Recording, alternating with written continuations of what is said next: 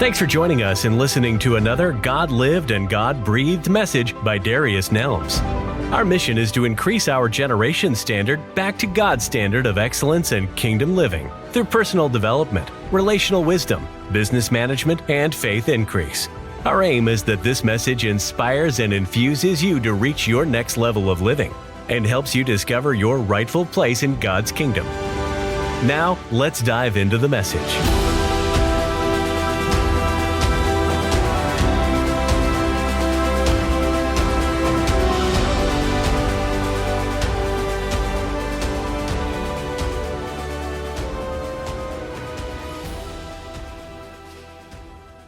Tricked out of your position. And a lot of times that's what people will try to do. They'll try to trick you out of your position if maybe they see you in a better position than them in life. This is their perspective. They want to try to do something to get you out of your position. They want to do something to get you to respond in a way to make you jeopardize what you are and who you are. And the fact of the matter is, being tricked out of your position is very dangerous because you have too much to lose. Right? When you're working and when you're building in this life and you're building in this world, you have too much to lose than to be tricked out of your position, especially with somebody's words. Words, it's like air, just vapors. Yes, it may communicate an idea. However, at the end of the day, it's just vapor. It simply dissipates and goes away. Right? Especially with people that we don't know directly. And so when you are fighting a fool, for instance, people can't tell who is who. I think Jay-Z might have said that on one of his hip hop records. If I'm arguing with a fool and somebody sees me arguing with a fool, they won't be able to tell who's who because I'm arguing with the fool, right? But the thing is, the peace of God surpasses all understanding. The peace of God surpasses all understanding. That's what Philippians 4:7 says. And the peace of God, which transcends all understanding, will guard your hearts and your minds in Christ Jesus. That's what Philippians 4:7 says. The peace of God surpasses all understanding. So when you have God's peace coupled with you, and God's peace is the bubble of your life, right? That'll give you understanding on how to respond to certain situations. That'll give you understanding on how to react to certain situations. And so your reaction will be so different than that of the past that you won't even understand how you were able to walk away. You won't even understand how you were able to stay calm and not give them a warranted reaction, right? Because the peace of God has given you understanding in the moment. And that moment is a moment of heightened emotion. That's what's so crazy about it. That's what's so crazy about it. It's in the moment of heightened emotion. And you'll look back on it and be like, man, back in the day, I would have got down with him. You know what I'm saying? I would have responded differently. But in the moment, it's like the peace of God literally just takes over your life, takes over you in that exact moment. That's what happens when God is doing a constructive work in us. It's in the moments in which we think that we would respond a certain way. The peace of God just says, I got it. Don't worry about it. And you self-correct before you even know it. And you go in hindsight 2020, you think about the situation a couple minutes after it happened, hours after it happened, and that person gone. And you're like, man, back in the day, I would have responded so differently. I would have said this, or I would have done that, or I would have reacted this way. But the peace of God literally comes in a moment. It's almost like a bird that comes down and sweeps up its prey from the ground and it goes right back into the air. That's exactly what the peace of God does. It comes down and it sweeps you off your feet real quick. And then next thing you know, you don't even know what happened. You don't even know why you didn't respond the way you typically would respond. And you start looking at yourself in the mirror like, man, is this me? Yes, you. God is just doing a constructive work. You're under construction, highest form of self-loathing. All of these things are happening when you start to implement Christ's principles into your life, kingdom principles into your life. And the evidence is that is the peace of God.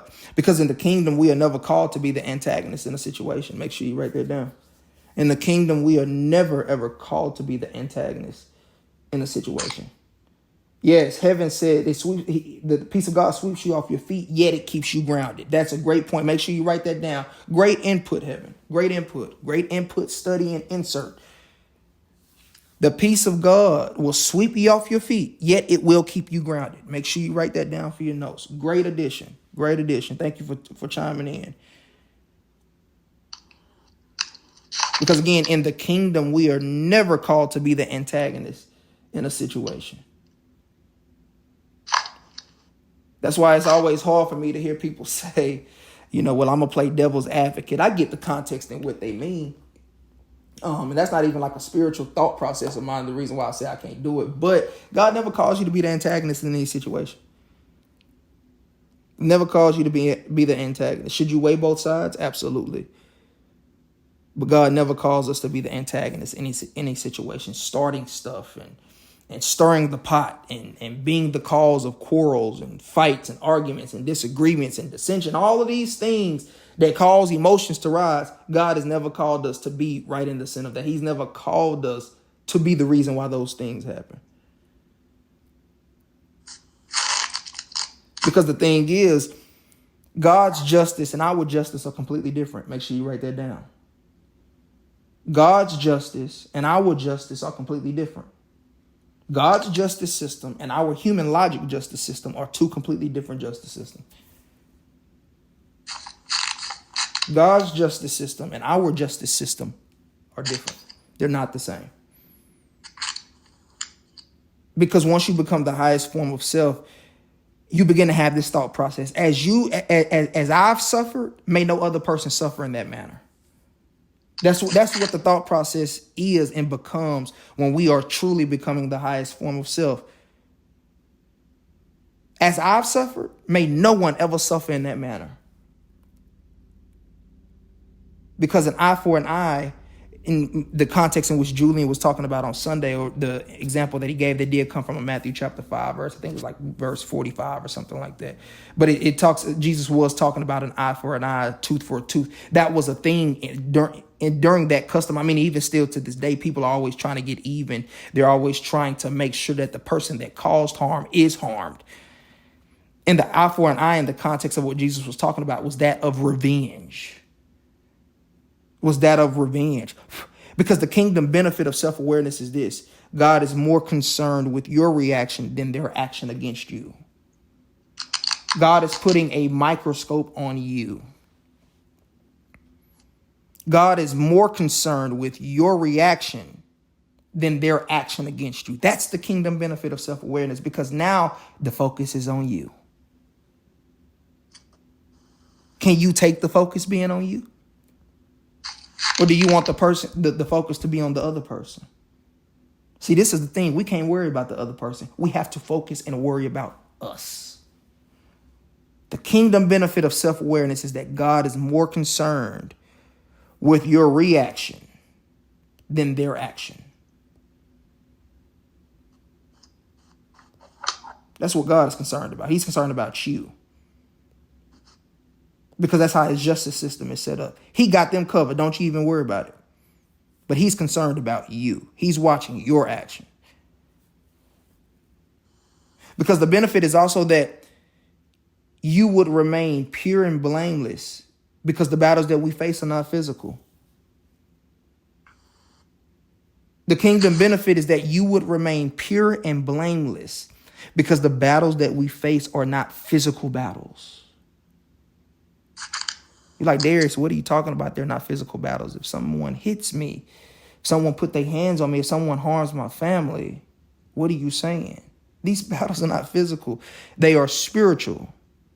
And they are in the spiritual realm. See, we aren't fighting people. We're fighting principalities. That's the thing. We're not fighting people. We are fighting principalities. They are spiritual. They are in the spiritual realm. Demonic forces versus heavenly forces. Demonic people versus heavenly people. See, we're heavenly people. We're on this call. We're trying to become the highest form of self. We're heavenly people, yet we're dealing with demonic people. How do we deal with that?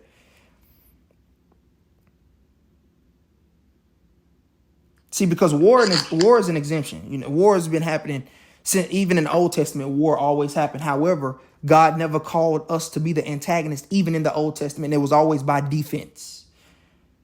When you study the Old Testament, it's always by defense. God is always trying to move his people away from the problem. Yet when the problem pursues them, guess what? Not only do they respond, but God and his Lord of army host respond.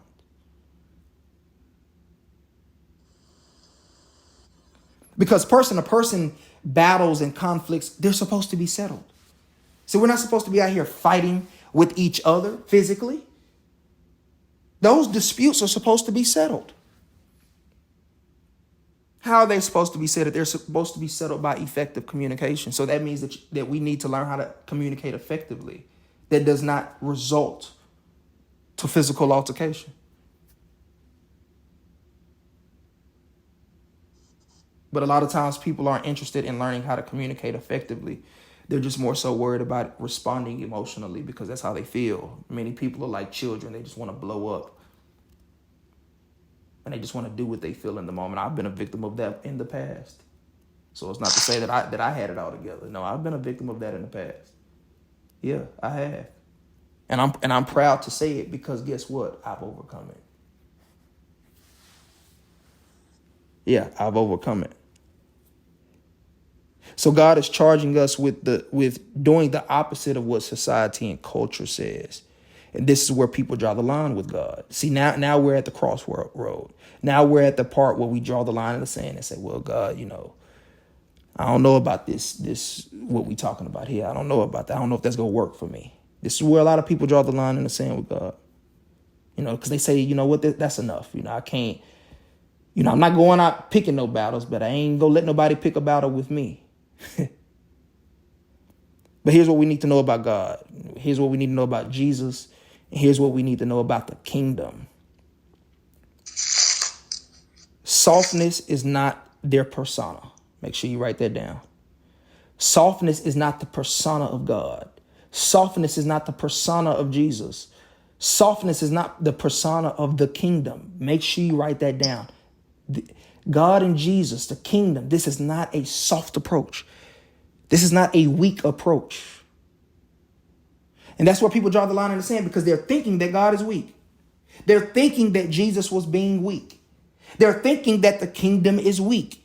This is where a lot of people get it wrong. They draw the line in the sand, but they get it wrong here because they think that God, Jesus, the kingdom, they think all of it is weak.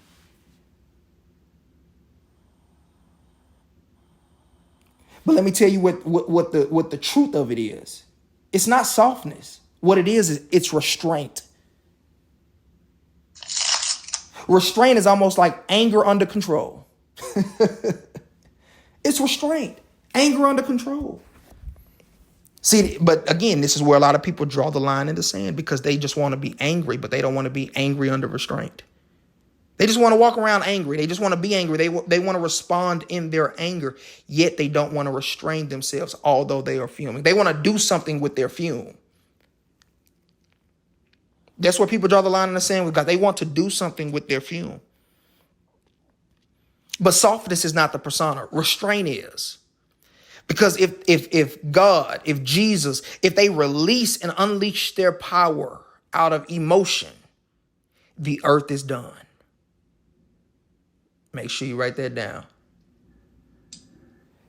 If God releases his emotion, he releases his anger, which he is a very angry God. Now, I'm not saying that he's bipolar because he's not. But what I'm saying is so much that goes wrong that goes against God. He is angry. However, his anger always has a cap. His anger always has a cap. And if God is to respond out of his emotion every time you make a mistake and you've already asked for a different thought process on it, yet you make the same mistake again and he gets angry with you, you're done. Because remember, the power that God has is what? A dunamis power. You've heard me say this in many, many sessions if you've been on the call with me over the last 6 months. It's a dunamis power where we get the word dynamite in English. Dynamite's dunamis. It's a dynamic type of power. It's a explosive power, meaning that when it's undone and it's unleashed, whatever is on the receiving end of it is done. It's cooked. It's disintegrated. If it was of solid matter, it's not anymore. That's why God restrains his anger. That's why he restrains himself. Because he already knows it's done. It's been proven. He did it with Sodom and Gomorrah. They were done. They literally were done. When you read the Old Testament and you see how God destroyed Sodom and Gomorrah because of the anger that God had toward that city, toward that region. He was so angry. He told Lot and his wife, he said, if you look behind as I'm destroying this city, you yourself will be done. And guess what one of them did? One of them looked back and they were done. See, we take God as being soft. He's not soft. He is angry under restraint. Because the power that they have is full of dynamite. If you don't believe me, let's look at it. Let's look at it. And this is the point right here to write down as well. In order to understand Christ's principles, we must first understand the Christ person. And that's why I appreciate Julian for opening up and asking that question. That was a really, really great question to ask, because the fact of the matter is many people are trying to figure out Christ's principles and they're trying to learn how to apply Christ's principles in their lives.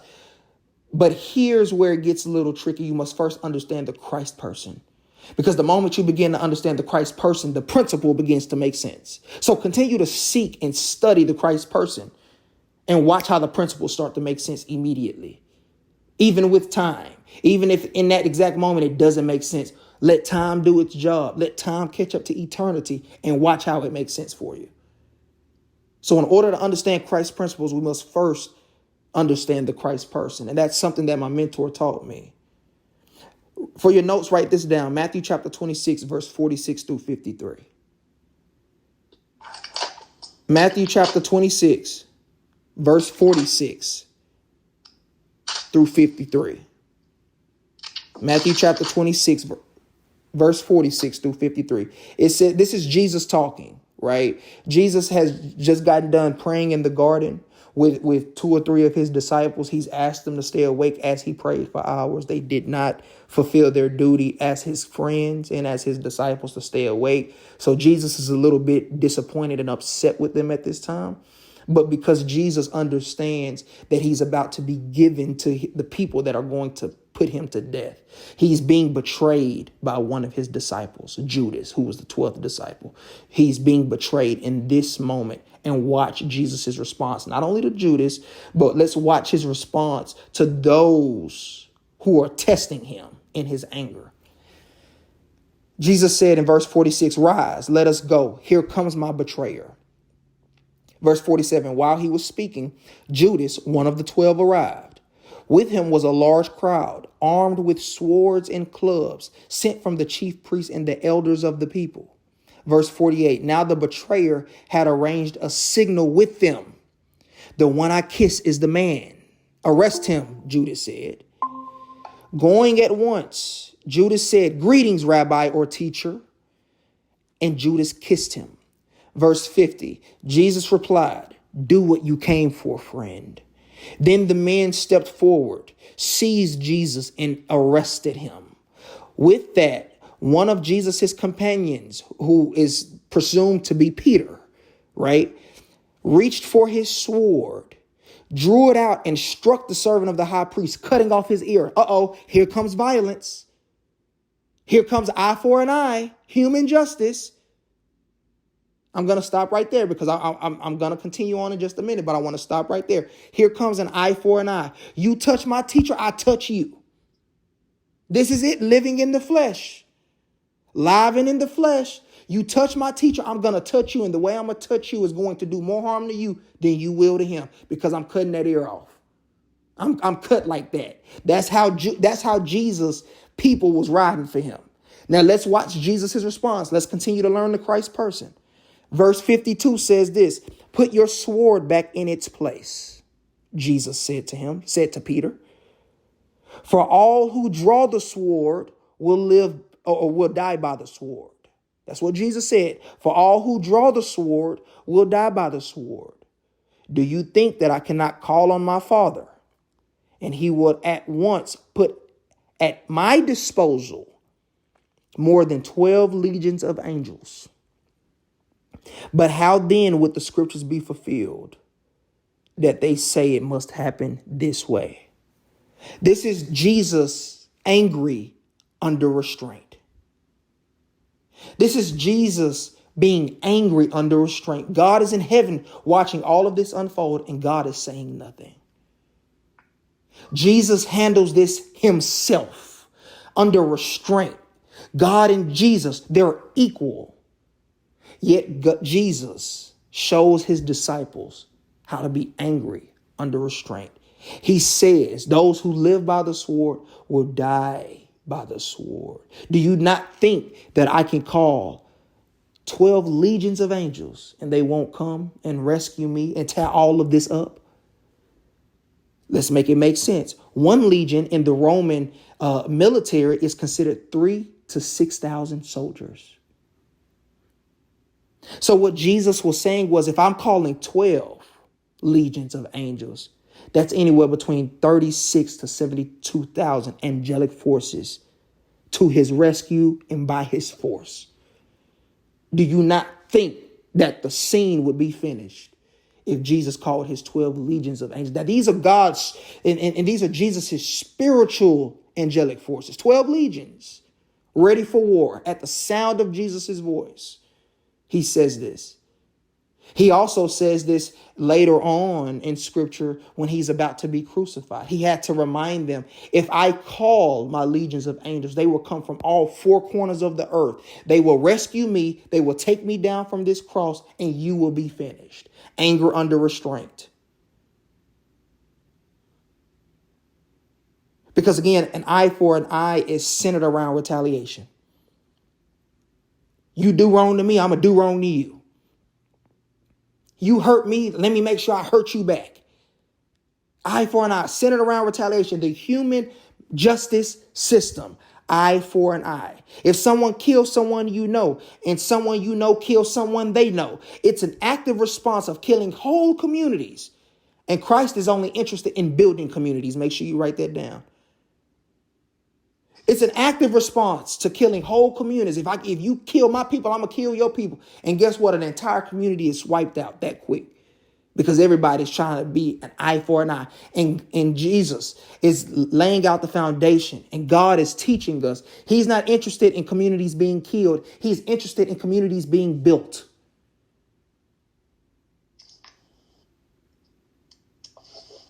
Always an eye for an eye. Look at gang culture. We see this often in rural neighborhoods, gang culture. Oh, I'm a blood, you a Crip. You kill one of my Crips, I'm going to kill one of your Bloods. And next to its funerals every single day. Whole communities are being destroyed. And God is interested in building communities. The only way that we build communities is if we cut out the eye for an eye metric.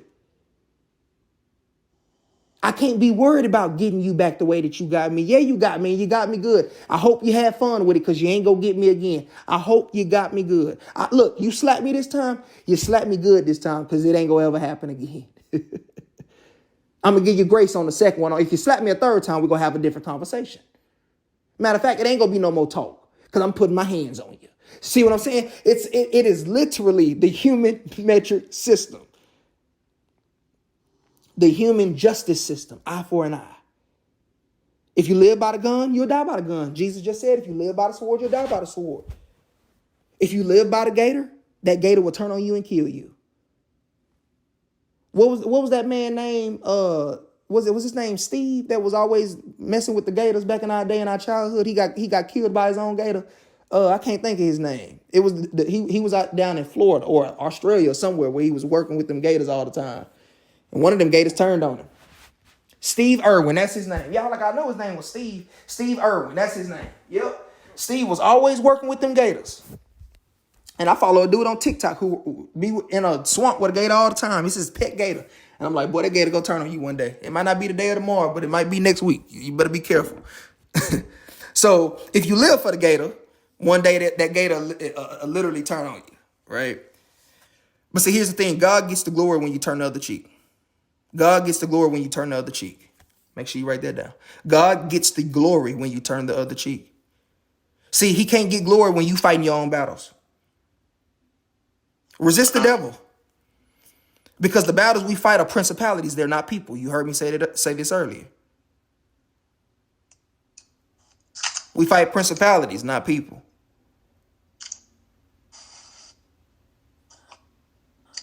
I'm going to read Matthew chapter 14, verse 1 through 31. This is a very long passage, but I have got to read all of it to you so you can get the thrust and the context. Please don't get bored. Stay locked in with me. We're going to read it together. Matthew chapter 14, verse 1 through 31. I got to go to it because I forgot. I didn't actually copy and paste it in my notes, so I got to actually go to the verse. Let me see, Matthew. Let me see.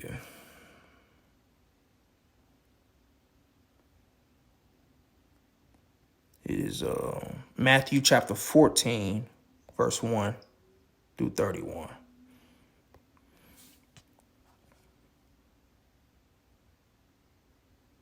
All right, give me 1 second.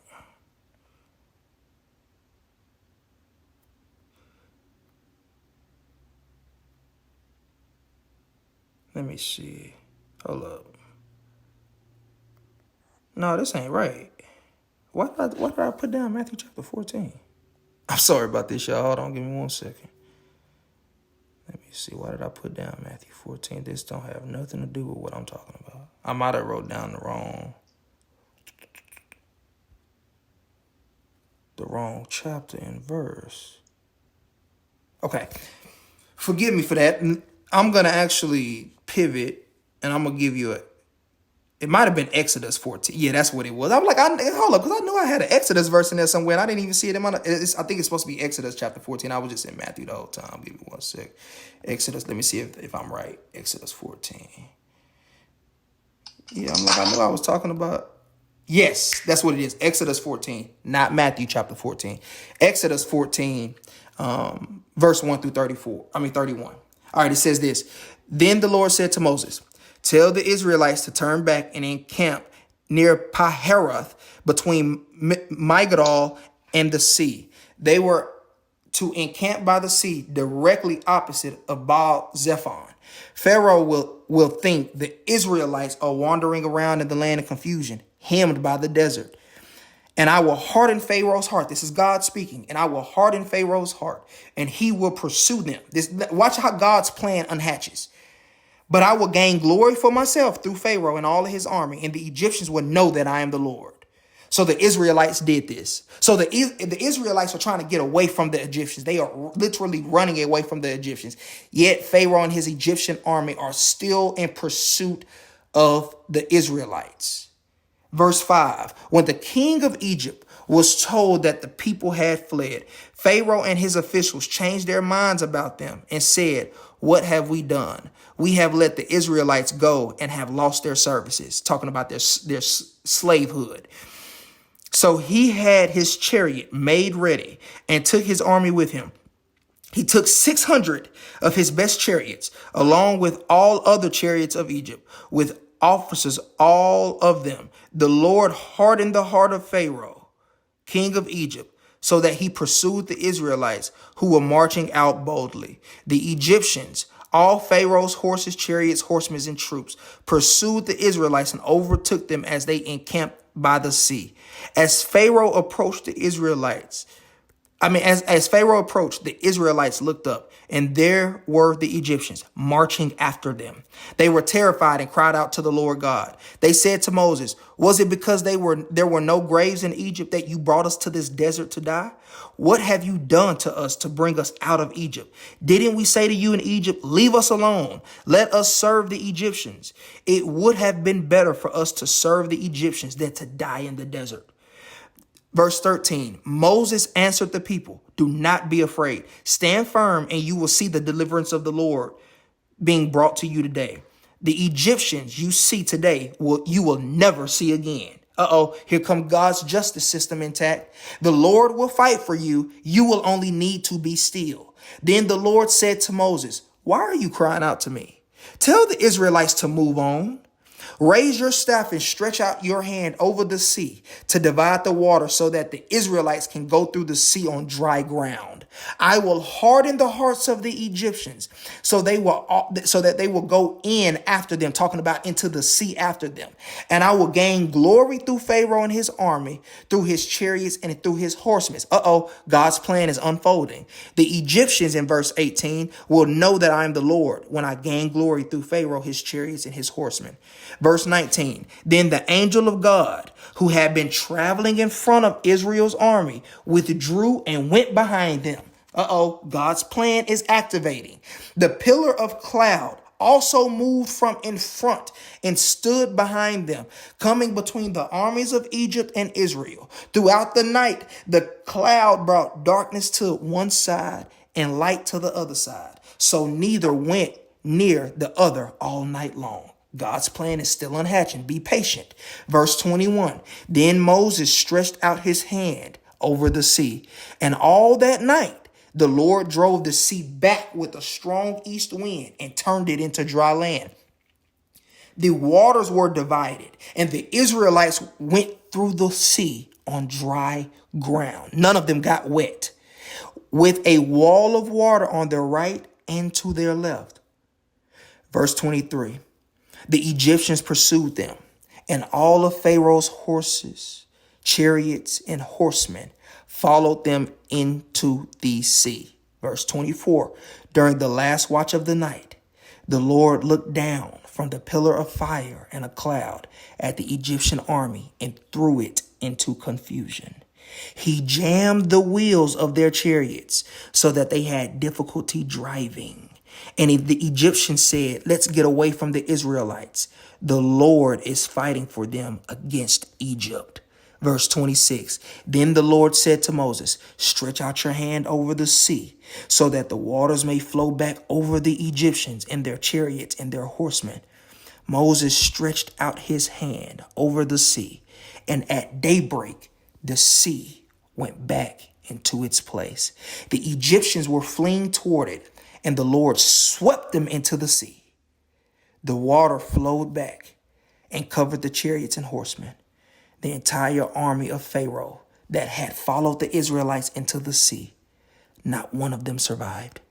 But the Israelites went through the sea on dry ground, with a wall of water on their right and their left. Verse 30, that day the Lord saved Israel from the hands of Egyptians, and Israel saw Egyptians lying dead on the shore. And when the Israelites saw the mighty hand of the Lord displayed against the Egyptians, the people feared the Lord and put their trust in him and in Moses, his servant. This is God's plan in action and his justice system in action. See, the Israelites, they were full of old people. These people couldn't fight. These people didn't have weapons. Now, Moses was a bona fide hitter. He was go fight. But these other people, man, they old, probably got little children around. They were not in position to fight. Yet God hashed out a plan and said, you just go where I tell you to go. You just do what I tell you to do. You don't even worry about drawing your sword. You just draw your hand forward. That's the only commandment I gave you. And that's what you do. And God did what he did to the Egyptians. And it said, now keep in mind, it said that when God drew the water back, guess how many feet that water was? It said that the sea receded at 3 feet of water. And they still drowned. Tell me how that makes sense. That's divine intervention. That's why it has to make sense. That's why it has to make sense. Because God knows the perfect way to get other people. That's the whole point of everything I just read. God knows the perfect way to get others. But the thing is, we don't. See, we're too smart for our own good sometimes. See, we think that we're helping the situation while interfering when we are actually hurting the situation. We think we're helping the situation. But a lot of times when we get involved in what God is doing, we're actually hurting the situation. We're too smart for our own good sometimes. We always think that we helping the situation. If I can interfere and let me be part of the plan. God said, no, you step back, get out of the way. I got it. See, because I know some things about them that you don't. I know their weak spots. I know their soft spots. I know what's going to hurt. So you need to get out of the way. It says it in Proverbs chapter 25, verse 21 through 22. I'm reading that out of the NLT version. If your enemies are hungry, give them food to eat. If they are thirsty, give them water to drink. You will heap burning coals of shame on their heads, and the Lord will reward you. The fact of the matter is, when you do the opposite of what people expect you to do, they walk around shamed. Because then they begin to self-reflect and look at themselves and be like, man, how stupid was I to say that or do that to that person? And they didn't even deserve it. Look, it may not happen. See, we so impatient as people, man. We wanted that. Well, I've been hurt for 2 weeks and they ain't said I'm sorry. What did God tell the Israelites? Move on. We love trying to put a time limit on people. No, don't put no time limit on nobody. Do what God told the Israelites to do and move on. Move forward. Because the fact of the matter is, because we've become the highest form of self, we want other people to apologize to us and to make their wrongs right with us. No, God said to move on. I will deal with them. See, because by the time the Israelites had got to the other side of the sea and the water had rescinded, guess what God was doing? He was dealing with them. He was dealing with the Egyptians. That's why God told them to move on. You have to move on, because while you're moving forward, God is hardening their hearts and keeping them behind so that he can deal with them. So they might not ever catch up to you. You may not ever talk to them again. You may never be in communication with them again, because God is dealing with them behind you. He's not dealing with them in front of you. That's not what the scripture said in Exodus chapter 14. He said that the Israelites went through the sea first. He told Moses to stretch his hand back so that the water could come back. And once the water came back, the Israelites were able to get ahead. And as the Egyptians and their army and their horsemen and chariots came through, God dealt with them as the Israelites moved forward. Here's the message: move forward. God is dealing with them behind you. God is dealing with them behind you. As you move forward with your life, God is dealing with them behind you. Yeah, they took advantage of you. Yeah, they did wrong. And you don't want to turn the other cheek. You want to get even. You want to make them feel the pain that they made you feel. But God is saying, you move on. If you don't move on, you're hurting yourself. But if you move on, God is dealing with them from behind you. Never in front of you, because God says, I don't need any more obstacles in your way. I don't need any more obstacles in your way. So guess what? You move on, and I'm going to deal with them in the background, in the back of the scenes. You've already surpassed their place. Continue to move on and do not look back. I'll prove it to you again. God despises anyone who causes you to be a stumbling block or to get you off track with him. Galatians chapter 5, verse 7 through 12. Make sure you write that down for your notes. We did a whole series on this a couple of weeks ago. So this is not going to be your first time hearing this verse, but I want to read it to you again to drive it home. Galatians chapter, Galatians chapter 5, verse 7 through 12. It says this: you are running a good race. The Israelites were running a race, weren't they? Yes. Who cut in on you from obeying the truth? Who cut in on you to keep you from obeying the truth? See, that kind of persuasion does not come from the one who calls you. He's saying that this type of persuasion does not come from God. But verse 9 says, a little yeast works through a whole batch of dough. And I am confident in the Lord that you will take no other view. The one who is throwing you into confusion, whoever that may be, will have to pay the penalty. Brothers and sisters, if I am still preaching circumcision, why am I still then being persecuted? In that case of offense of the cross has been abolished. Verse 12 says this: as for those agitators, I wish that they would go the whole way and emasculate themselves. God is teaching us to running your good race. We're not doing this eye for an eye metric anymore. Not in the kingdom, we aren't. We aren't trying to get even. After you've done all that you could do, God told the Israelites, and he's telling us to move on.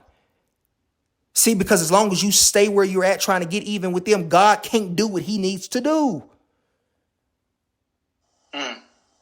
As long as you stay where you are and God is telling you to move on, but you refuse to try to help and get in the mix, all in the way, you're interfering with God's plan. It ain't no more getting even in God's kingdom. It's no more eye for an eye. If they hurt you, if they do something to you, move on. God has a orchestrated plan, not a random plan, but an orchestrated plan to get them straight. And in the Israelites' defense, it ended with death. God's anger restrained because God does not spare anybody. He does not spare anybody. Isaiah chapter 30, verse 18. Let's see how we need to view God. Isaiah chapter 30, write this down for your notes. Isaiah chapter 30, verse 18. Let's see how we need to view God from here on out. See, we've been viewing God wrong the whole time. Let's see how we need to view God from this day forward. Isaiah chapter 30, verse 18 says this: Yet the Lord longs to be gracious to you. He longs for peace and grace to you. Therefore, he will rise up to you and show you compassion. For the Lord is a God of justice. Blessed are all who wait for him. That's our problem. We don't wait. If we're hurt today, we want to hurt somebody else today. That's our problem. We don't wait. For the Lord of God is a God of justice. It says in verse 18, doesn't it? Blessed are all who wait on him. God right now is casting down our time restraints on him. Write that down for your notes. God is casting down our time restraints on him. God is saying, do not rush me. God is saying, do not rush my plan. God is saying, you move forward. Let me deal with what's behind you. I'll clean up this mess. You move forward. Go to the next phase. Go to the next step. Go to the next season of your life. I will deal with the mess that is behind you caused by somebody else. I will deal with them directly. God is a God of justice. He is a fair God. He will deal with the person that made you want to get out of your good race to deal with. Blessed are all of those who wait on him. See, but again, in our generation, we have a problem waiting. An eye for an eye goes against the character trait of someone who is righteous. Psalm chapter 106, verse 3. Make sure you write that down as well. I'm going to prove it to you. We're almost done. Give me 10 more minutes or less.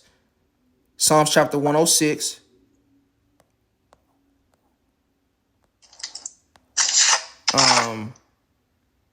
Verse 3. Psalms chapter 106, verse 3. Blessed are those who act justly, who always do what is right.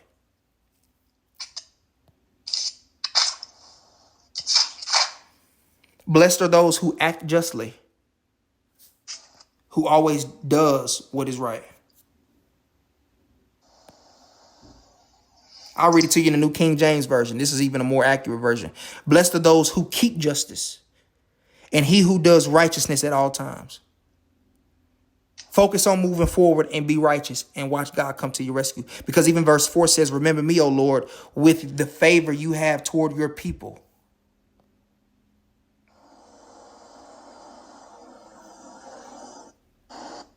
Come to my aid when you save them. Remember me, Lord, when you show favor to your people. Come to my aid when you save them. God says act justly and act righteously. That's the criteria. When you act justly and when you do what's right, God's going to take care of everything else. Don't you worry about it. His plan is unfolding. You may not see it right now, but it's unfolding. Choose to live righteously no matter who wrongs you.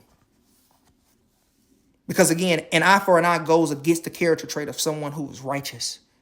God says that we ought to sit back and observe justice. God wants us to sit back and observe justice.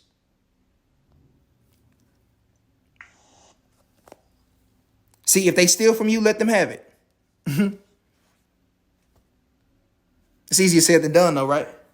I know that we have to let go of the thinking of ownership, though. That's the problem. That's why I said that we have to let go of things that we think that we own. See, we think we own people.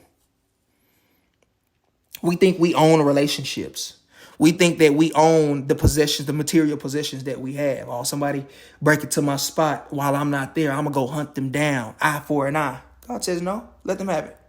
You own nothing anyways. Because in the kingdom, make sure you write this down. This is very, very important to write down. In the kingdom, ownership does not exist relative to the citizens. In God's kingdom, ownership does not exist. See, Americanism in America has taught us the law of ownership. God never says that you are the owner. He says you are the lender, never the borrower. That's what he said. He said you are the lender. To lend means that you're allowing someone to borrow something, meaning that you don't own it. Make sure you write that down for your notes. In the kingdom, you own nothing. So if we're going to align ourselves with Christ's principles, and we're going to align ourselves with God and the way that he thinks, we have to first remove an ownership mentality. See, no one will ever teach you this. No one will ever teach you this, but I'm going to teach it to you. You will never hear this in an American church or from an American pastor. You'll never hear it. In a kingdom, you own nothing. It says that you are a lender and not a borrower. It didn't say that you are an owner. It said you are a lender, which means that you are lending. You're allowing someone to borrow something because you don't own it. It's passing through your hands. Heaven said Lord equals owner. Yes, in the original Hebraic language, the word Lord means owner. It means owner. Make sure you write that down. Lord in the original Hebrew language, in the Hebraic tongue, it means owner. So God is the owner, not you. I'll prove it to you again, because I always want you to get it from God. I don't want you to get it from me. Luke chapter 19, verse 30 through 34. Make sure you write that down for your notes. Luke chapter 19, verse 30 through 34. Luke chapter 19, verse 30 through 34. I want us to get this. I want you to hear from the mouth of God. I don't want you to hear from me. This ain't my opinion. I never give you my opinion. And if I did give you my opinion, I would disclose that and let you know, which I don't do. This is what God says, not what Darius says. Luke chapter 19, verse 30 through 34. It says this. And it came to pass when he drew near Bethphage and Bethany at the mount called Olive, he said this to his disciples. Hold on. That's the wrong version. I'm reading the wrong version. Go to the village, verse 30. Go to the village ahead of you. And as you enter it, you will find a colt tied there, a little horse, a donkey, which no one has ever ridden. Untie it and bring it here. In other words, Jesus was saying, go fetch me a car. It's an abandoned car, but go fetch it. Verse 31, if anyone asks you, why are you untying it? Say, the Lord needs it. Okay, I'm going to stop right there. I'm going to finish reading in just a minute, but I want us to circle this in your notes. The Lord needs it. Look who's speaking. Is Jesus Lord? Yes, it is. But Jesus only called himself Lord when it was an authoritative approach. So he didn't say, tell him that Jesus needed it. Tell him that the Messiah needs it. No, he didn't say all of the names. He didn't say, tell him that the Son of Man needs it. No, he said, tell them that the Lord needs it. He's distinguishing himself. And he's saying, tell them that the Lord, aka the owner, needs it because it's mine.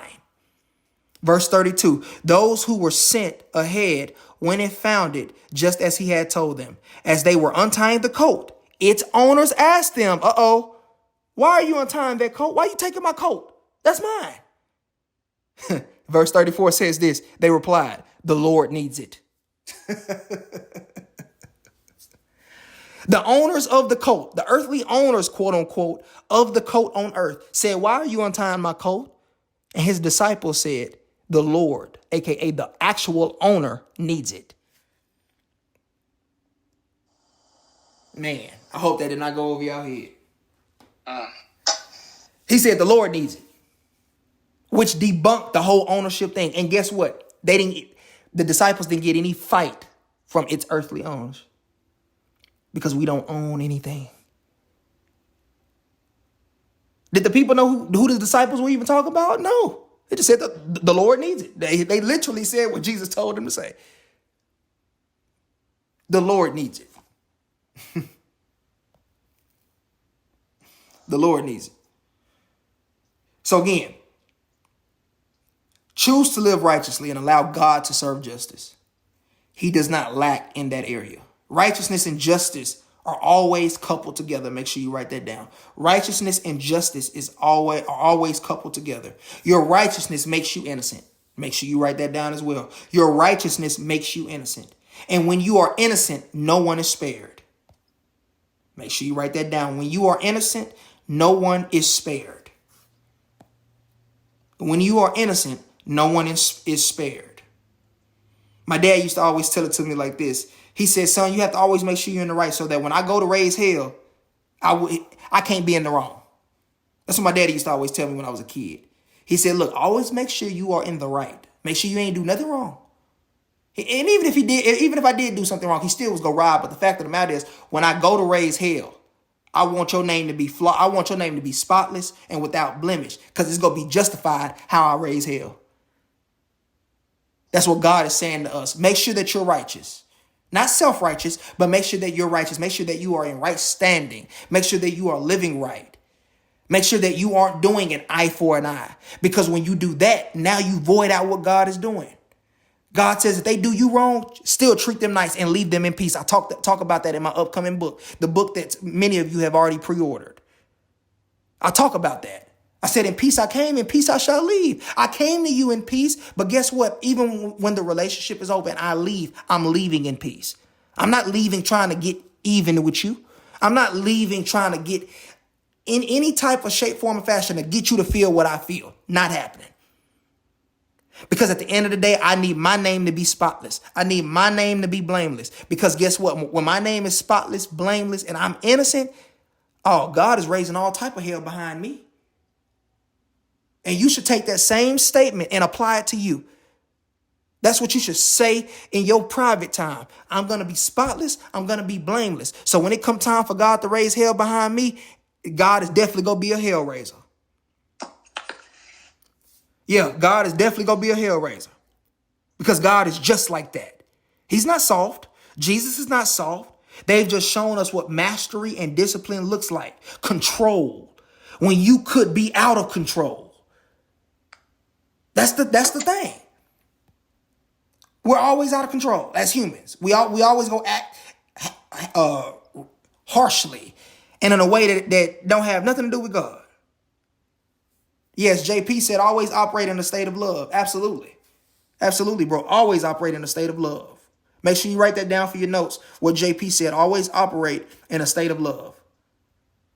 Because God sits on the throne of justice. Make sure you write that down. This is the last point. I'm done in less than 1 minute. God sits on the throne of justice. He is the judge. People love throwing that term around. God is the judge. Yeah, he is the judge. And when he comes to judge you, it ain't going to be too nice. So you might want to get it together. God sits on the throne of justice. He lets no case go unseen, unheard, or unresponded to.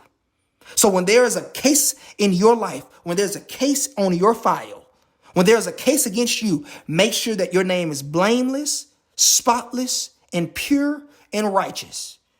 Because when God stands up on your behalf, he go raise hell behind his. Everyone will reap what they sow in this time and in the life to come. But in this time, God will still deal with them. God will still deal with them in this time, in this moment. But what did that verse in Isaiah chapter 30 say? It says, blessed are those who wait on the Lord. The question is, will you be patient enough to let God do his work as you continue to move forward? That's the ending question. Will you allow God to do his work as you continue to move forward? Let him deal with what's behind you. You left that situation alone, keep moving. You left those people alone and they did you wrong, keep moving. An eye for an eye. It doesn't exist in the kingdom because God sits on the throne of justice. Does anybody have any questions before we get off? Any comments? Anything that I need to clear up? Any verses I need to recite again before we get off? Okay. Man, Say it again, JP. For me, I was just gonna say that for the call, man, it hit home for me regarding the relationship that I just got out of and how toxic and belief and I'm kind of out of that one. But, you know, that verse, Galatians 5:7-12, like she really was like trying me off. Like she literally was like, "Yo, I need to be," basically is what she said, and it didn't make any sense. And also this whole anger issue. Like we were in the car one time, and she was like, "Somebody cut us off or did something," and she was like, "Why you?" Like, and it's just a lot of little things, man. Like this call really hit home for me on the part. Yeah, absolutely, bro. And, you know, even as you take the time to reflect and even understand, God is always concerned with our reaction to their action.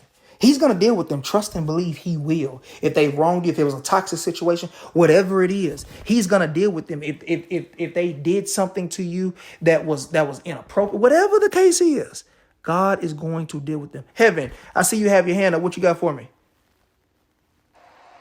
I was going to say, going into last week also, when you guys were talking about change and how change doesn't have to take forever, I feel like that tied into the story with Moses leading the Israelites, because you know how God said to keep on going, keep on moving forward, like he was going to take care of them. Right. But at the same time, the Israelites didn't fully have faith because Moses was leading them to the promised land. And geographically, from where they started to where they should have ended, it should have been like a 2-week journey. And it ended up taking them 40 years because they were in their own way. They were in their own way. So because you say that, here's another question that you can write down for your notes. Will you get out of your own way?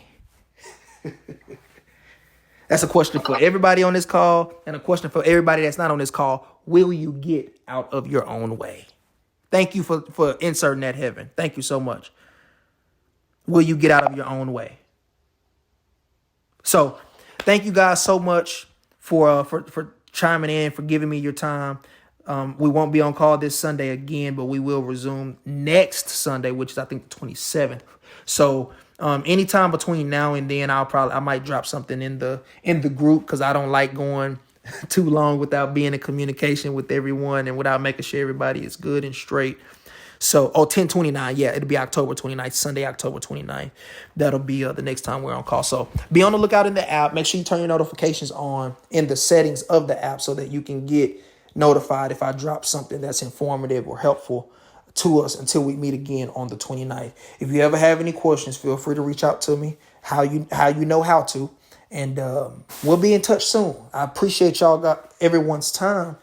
And God continue to bless y'all real good. Anybody got anything before we get off again? It's my last time saying that. I just want to make sure everybody good. Okay. All right. Love y'all, man. Y'all be safe. We'll be talking soon. Have a good one. All right. Bye-bye. Thank y'all. May the Lord bless you, keep you, and make his face shine upon you. As we abide in his grace, presence, and peace, remember that you are an agent of change wherever your feet shall tread. Thanks for listening to this message and for the opportunity to teach and lead you. Until next time.